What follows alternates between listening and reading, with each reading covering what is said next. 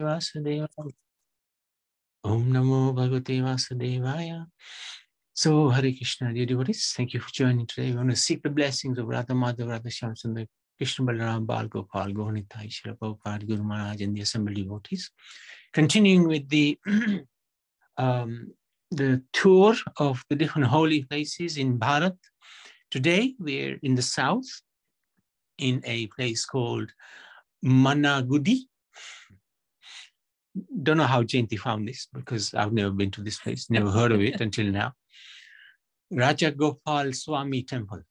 Now, just to get an idea where this is, we can just look on our Google Maps. Okay, yeah. So this is south of Bharat, Tamil Nadu, and here is this place, Rajagopalswamy temple. So if we just zoom in a little bit more, Rameshwar is not far, Madura is not far, Trichy is not far. We're not actually going to make it there because it's a little out of the route this year. So just a little bit more focusing on where it is. As you can see, the coast is here.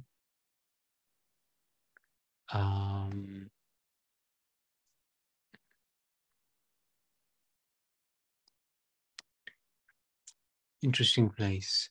Rajagopalswamy temple and Mannagudi. So let's see what is there.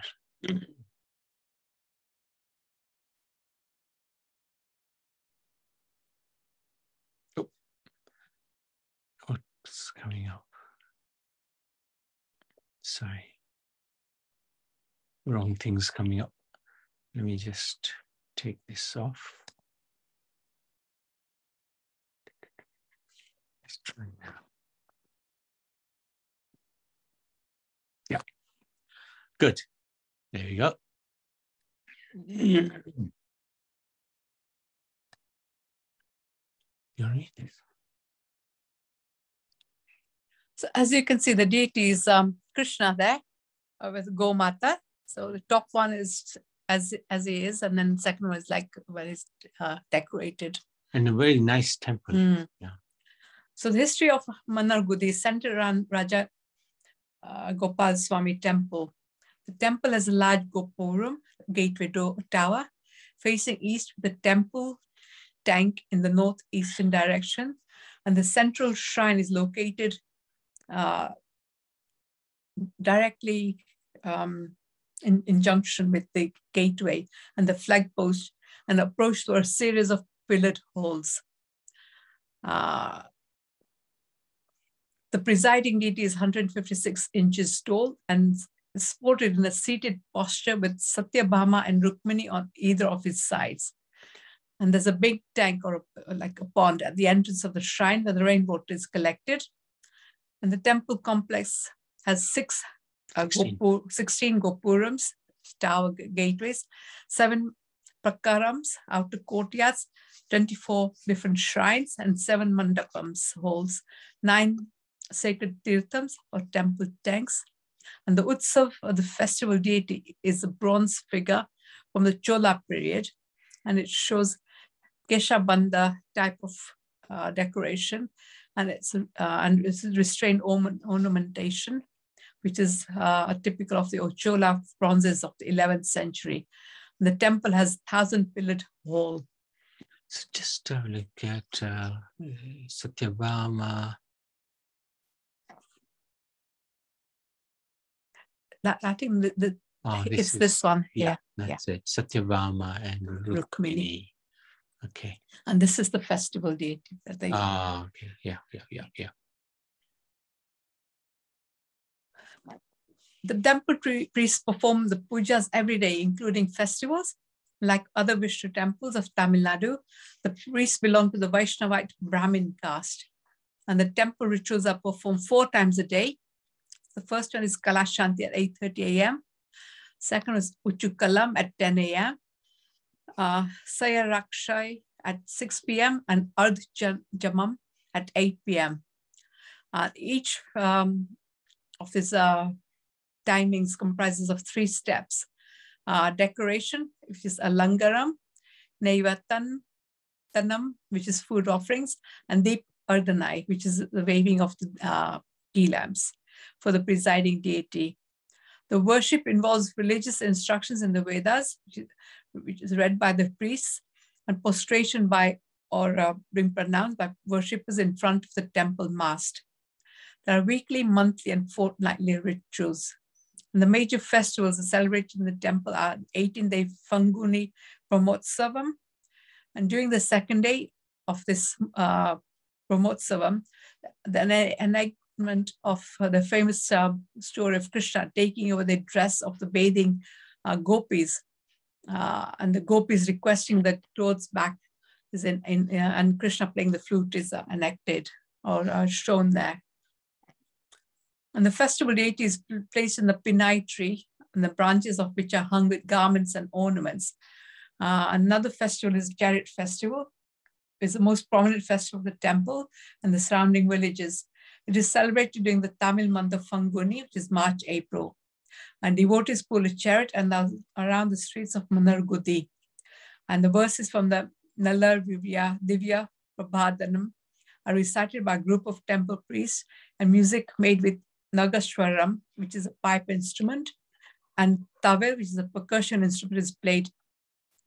Another festival which is very important is Vaikuntha Ekadashi, which is in December, January, and Navratra during September and October, and the butter pot breaking ceremony, locally called Uru Adi, are the other festivals celebrated in the temple. The Mulavar of the Stalam is Para Vasudeva. He is found in Nindra Tirokalam along with Sridevi and Bhumadevi. The Mulavar is the deity, is also called with other names as Sri Vidya Rajagopalam. And he's found in the gigantic posture wearing silver kavacham along with Sangu, Chakram, and Gada in the standing position. And the Utsavar of this Stalam is Sri Rajagopalswamy, whose posture and beauty is unexplainable. He is giving his seva in the standing position, and his legs are slightly bent alongside the cow. He's found along with the sengol, an instrument which is found in the hands of the kings. And the shape of the sengol also needs to be explained. So basically, it's a long, straight golden sengol in which the edge is 3 times coiled. And the golden sengol is found on the right hand of Sri Rajagopalswamy. And his left hand is placed over the shoulder of Sri Satyabhama, who is found on the left side of the Peruma. Is this then? Go back.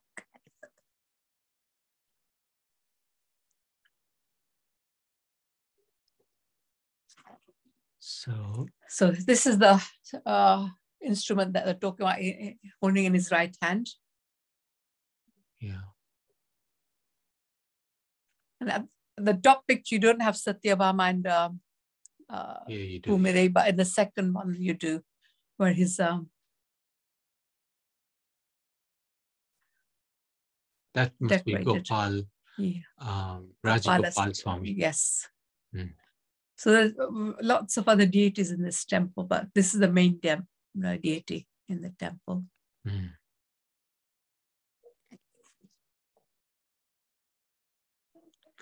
So that's this particular holy place. I wanted to just have a quick look up at, just wanted to see what else there is here.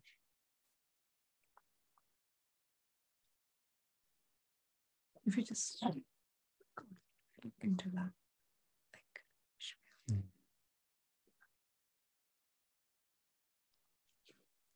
Got Google Maps, that's why. Okay. Just 1 second.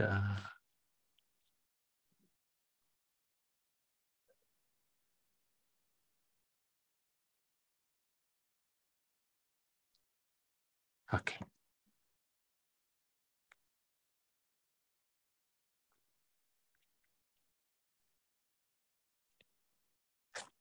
There you go. This is a little idea of the glory of this temple. It's huge. Absolutely huge. And you can see it's beautifully colored as well, like all the south temples are. Very beautiful.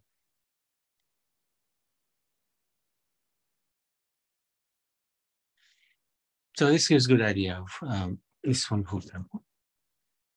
We've got time for the next one. Okay. So let's look at the next one as well. Here we go.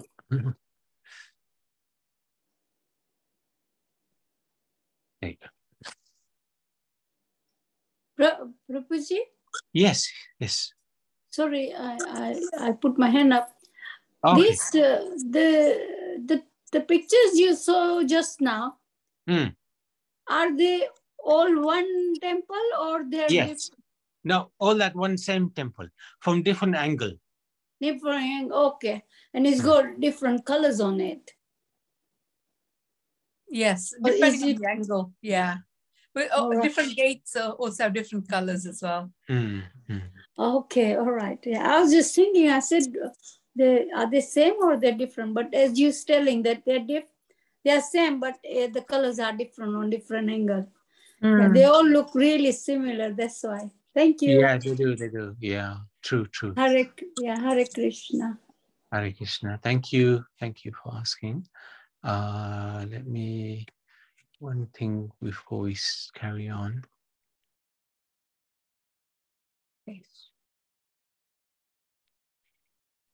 No, wrong. Okay, so no. And let's just carry on. Okay, let's do the next one now. Holy places, slide. Okay, go for it. Okay, so the next one, again, this is in the south again. It's called the Thiruvarppu Krishna Temple. As you can see, it's slightly different structure. Rajagopal. Yeah, looks like, yeah.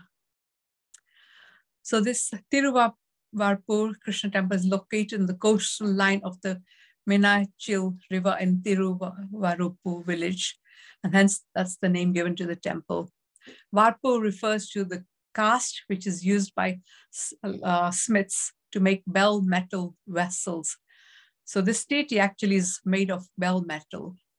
This is an ancient temple known to be 1500 years old. An inscription on the temple indicates that the temple was constructed 850 AD. And the architectural style of the shrine resembles the typical architecture of the temples found in Kerala. So one of the most popular beliefs about the temple coming into existence is the recovery of the deity of Lord Krishna having 4 hands, which is placed in an uruli, a flat vessel made out of bell metal. And the story revolves around the Mahabharata. It is said that when the Pandavas had to live in the 14 years in the forest, Lord Krishna gave them his murti for worship. When the Pandavas had completed the Vanvas, the residents asked for the murti, which was then worshipped by the Chetalai, that's the tribe there. After some time, circumstances could not permit them to worship the murti. They dropped the murti in the sea.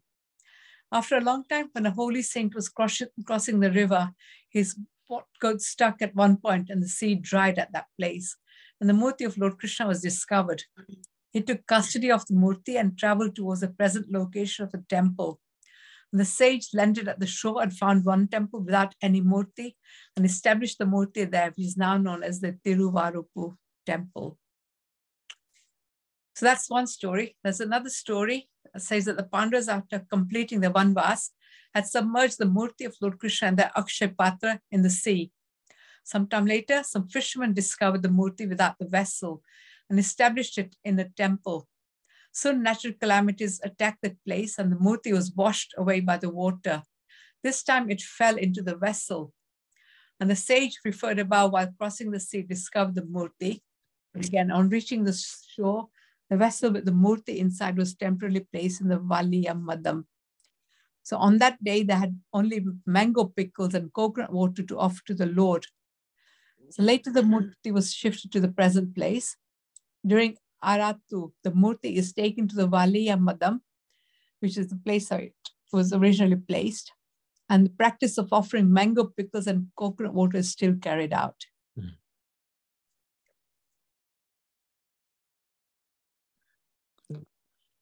This is also known as the Thiruvarppu Sri Krishna Swami Temple. So the murti of Lord Krishna established here has 4 hands, and the murti faces west. And the murti is correlated with Krishna after killing Kans, who was very exhausted and hungry. And the Thiruvarppu temple also has a drum, which is made out of bell metal. And it is believed that Lord Krishna announced his killing of Kans on this drum. The temple also has a brass lamp, which is made of 12 tears, and which is gifted by a Christian devotee. The temple is especially thronged by devotees on Sundays and Thursdays. The temple follows the tradition of other Hindu temples of Kerala, has its own unique sets of rituals and festivals. Unlike other temples, the Thiruvarppu temple is open in pre-dawn hours at 2 a.m. and it is open until 1 p.m. and is reopened for devotees from 5 p.m. to 7:30 p.m. And the priest of the temple possesses an axe along with the keys to the temple. So when he goes with the keys, he also has an axe in his hand. So the locals believe that God cannot tolerate hunger. So if there's any delay in opening the lock of the temple, the priest has the authority to break open the door with an axe. There are 5 offerings made at this temple. First one is Usha Payasa at 3 a.m. Consists of sweet porridge offered at Usha Parayam, has its own unique method of preparation. The main ingredients include rice, jaggery, ghee, banana, and dried coconut. Once the coconut is cooked, the melted jaggery is poured into the rice until the pouring stops by itself. This indicates the amount required by the Lord. The next one is Irthrat Puja, then is Panthiradi Puja, and it's Ucha Puja, and the last puja at 7 p.m. is Athaza Puja. Thiruvarppu temple is peculiar in its rituals from other Hindu temples in the southern part of Bharat. Unlike other Hindu temples in the south, deep worship with lamps is done after Athaza Puja only. Also, when all the other temples are closed in the eclipse time, this temple remains open. And so for Pitru Tarpan, there's a ritual to satisfy the Pitrus. It's usually not performed in other temples. But in this temple, the ritual is performed under the name of Pulatu Puja, which has its own story. So the puja is named after a gentleman from the Pulatu house. He did not have any children, thus decided to donate all his property to the temple with a request to observe his death anniversary. On consent of God, the gentleman entered the temple and surrendered all his assets to the Lord, sought his blessings from the Lord, and died immediately. His death anniversary observed as the Pulatu Puja. 3 pujas are performed, 1 day before his death anniversary, and 15 special pujas on his death anniversary day are performed till date. That's a glorious death, absolutely glorious.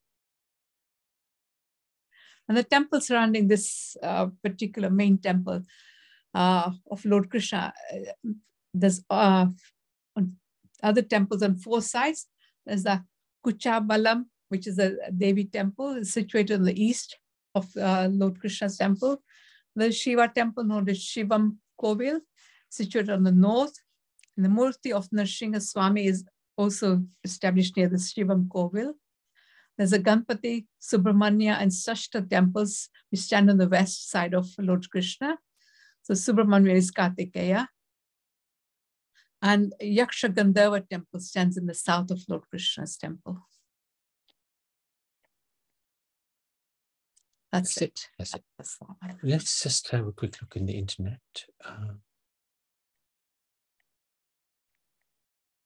Oops, sorry. Just stop share. Just 1 second.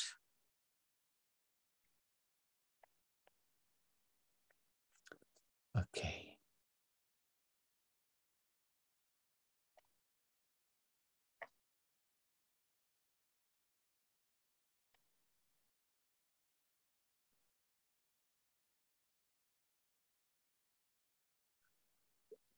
Very interesting temple. Very interesting temple. Just want to see where it is in location, in connection with where we're gonna be.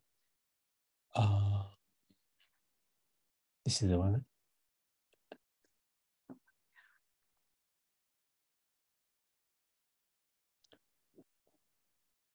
I think this is it.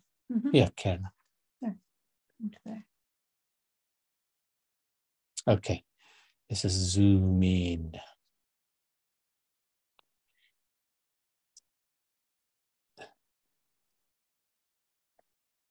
So this is the Thiruvarppu Sri Krishna Swami. Oh, yeah.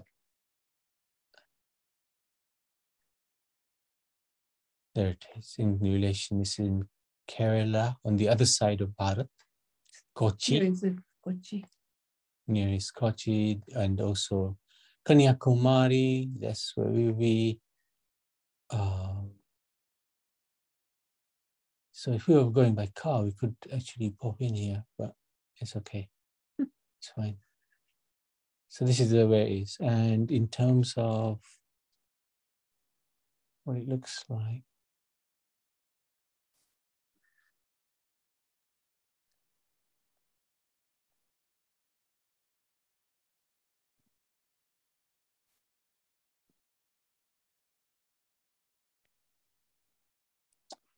which is This is the area. Okay. so yes, temple looks unique. Oops, very unique temple.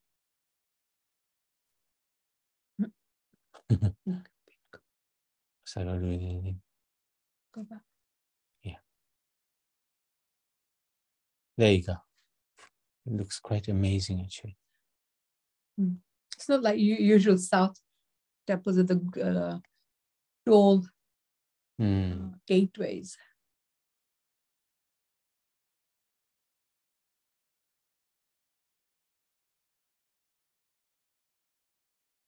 Looks very unique indeed.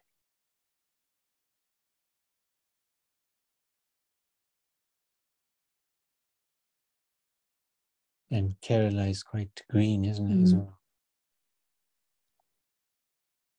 Just another view from the inside. And here's the deity.